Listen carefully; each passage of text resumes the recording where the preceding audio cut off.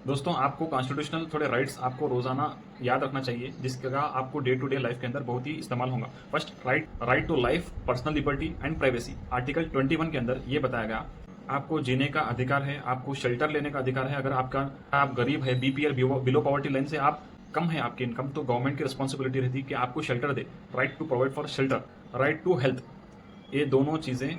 Privacy का ये है मतलब कि आपका डेटा, कोई भी पर्सनल डेटा, डिजिटल डेटा हो, आप तक ही रहना चाहिए, कोई दूसरे उसको एक्सेस नहीं कर सकते हैं। तो ये रहा आर्टिकल 21, जिसके अंदर liberty, privacy and right to life बताया गया।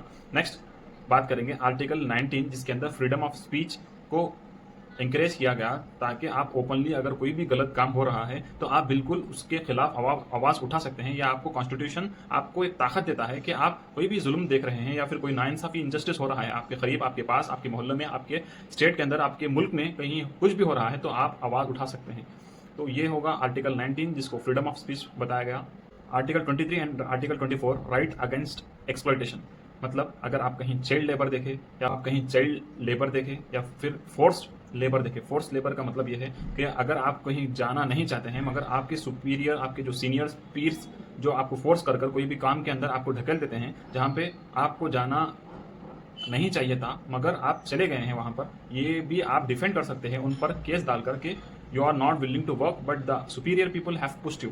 तो ये हिसाब से आपको ये राइट याद रखनी चाहिए। उसका मतलब ये भी हो सकता है कि आपको कोई इतना काम करा ले और पैसे बहुत ही कम पे करे, तो ये भी एक फोर्स्ड लेबर के अंदर आएगा।